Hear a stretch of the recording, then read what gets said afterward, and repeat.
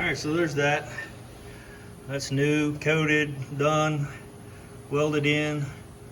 Put the red light in there in the spirit of Halloween, so it looks scary. I'm kidding, I didn't. The reason I used that red light is to find pinholes in my welds. Oh, bear with me. So when you come in here, you can see all the red. So this is going to be seam sealed. That's part of this piece here. So it's not going to get welded closed. It just gets seam sealed. I've just put tacks here and there around that side. That's how it was.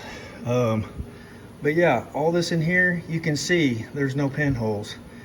So I see a lot of guys using fiberglass over their welds just in case they missed any pinholes. Stop it.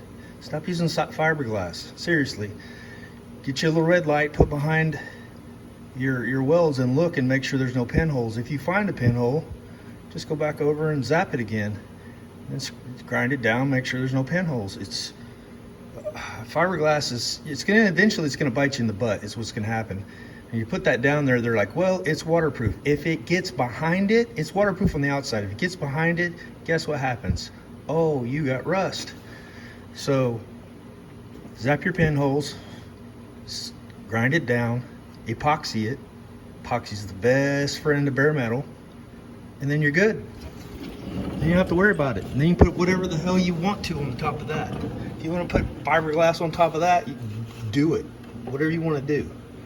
But you don't need to, is what I'm saying. And a lot of guys are doing that because they're wanting to sandwich in their pinholes so no water gets in there and rust and all that kind of stuff. Well, that's not really necessary if you make sure your welds are sealed up good. So that's just my 2 cents. I will come in back in here because I can access from the top and smear seam sealer over the top of those welds. Not because they have pinholes in them, but because that's bare metal. So I want to cover that. You could do the same with, you could take a brush and epoxy, dip it in epoxy and go over top of that or whatever. But protect the back sides of your welds, basically what I'm getting at. So there's that. There's the brand new piece that I put in here that I made. This is awesome, solid, good to go.